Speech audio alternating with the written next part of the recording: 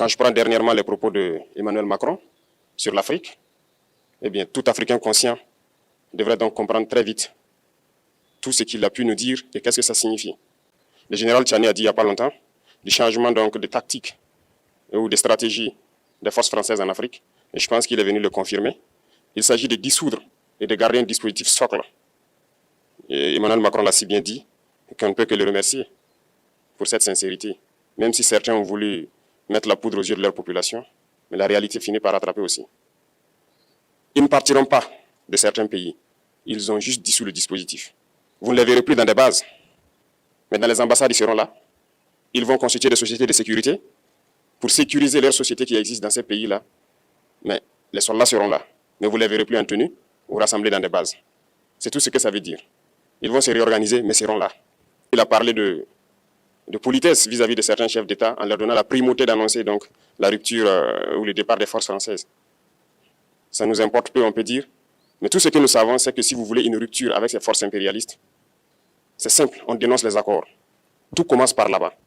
Et je pense que l'exemple du Tchad, en tout cas, est palpable. Ils ont commencé par dénoncer les accords. Sinon, si on ne dénonce pas les accords, juste dire que les bases quittent, on n'a rien fait. Parce que le problème se trouve dans les accords coloniaux de défense qui ont été signés depuis l'indépendance. Le plus dangereux n'est pas ceux-là que vous voyez dans les bases. Le plus dangereux, ce sont les conseillers militaires. Les conseillers militaires existent dans tous ces pays. Ils ont existé au Burkina aussi jusqu'en fin 2022, jusqu'à ce que nous prenions nos responsabilités. Et qui sont ces conseillers militaires? C'est ceux-là qui sont censés mettre en pratique la politique de la France ici. Ils doivent travailler à rendre nos armées très faibles pour que la France puisse toujours avoir l'argument d'exister ici. Sous Blaise Compaoré, ils avaient réussi. Nos sentinelles prenaient donc la garde avec des bâtons. C'est ça que la France veut de nos armées.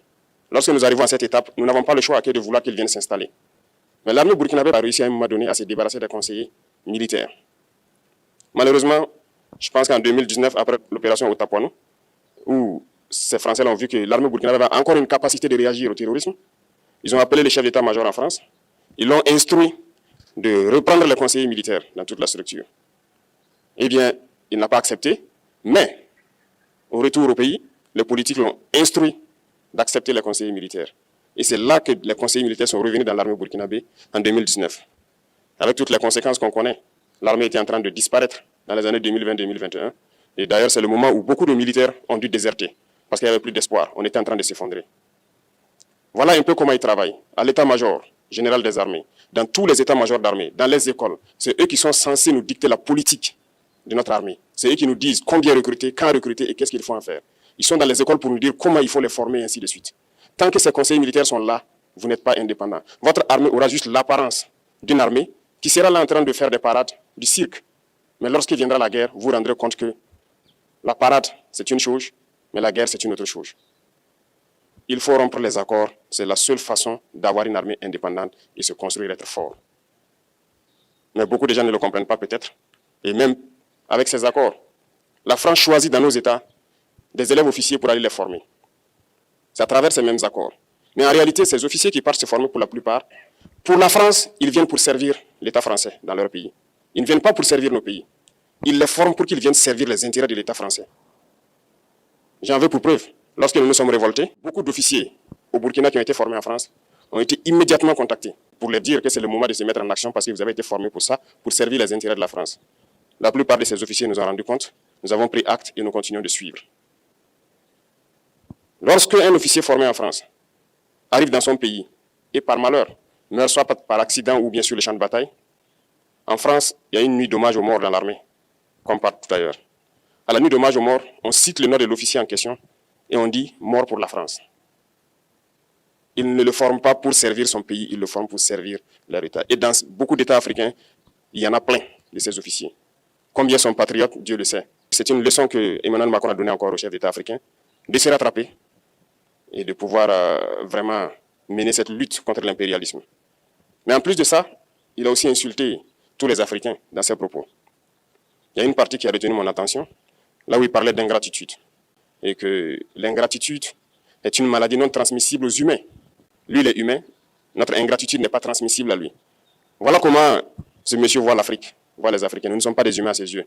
Peut-être que c'est lui qui n'est pas humain, il ne se met pas dans la classe des humains. Mais s'il y a bien un ingrat, c'est bien lui. Je pense que s'il n'est pas athée et qu'il prie, À chaque matin qu'il se réveille et qu'il prie, il devrait aussi prier les Africains. Parce que c'est grâce à nos ancêtres qu'il existe aujourd'hui une France. Il devrait nous prier. À ses yeux, nous ne devons pas être des humains, nous sommes plus que des humains.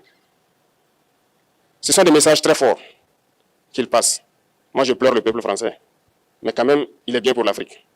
Il est un mal nécessaire pour nous. Ceux qui veulent se réveiller, se réveillent. Ceux qui ne veulent pas se réveiller, comme on le dit, on ne peut pas réveiller quelqu'un qui ne dort pas. Les Africains doivent se réveiller. Nous devons travailler à être indépendants, à faire au moins ce que nos peuples connaissent le bonheur. Et la lutte contre l'impérialisme, c'est ça. Il faut décoloniser les mentalités, prendre en compte toutes ces données-là, parce que le monde nous donne tellement d'exemples à voir.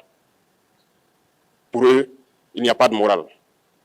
Ils peuvent vous désigner aujourd'hui terroriste, mais demain, vous êtes un héros, par leur simple bouche. Ils décident de ce qu'ils font. Ils parlent de démocratie, mais ils se font eux-mêmes des coups d'État constitutionnels entre eux. Ils parlent des droits de l'homme, mais ils déciment des populations ailleurs. L'Africain doit se réveiller, l'Afrique doit se réveiller. Et le combat contre l'impérialisme est permanent.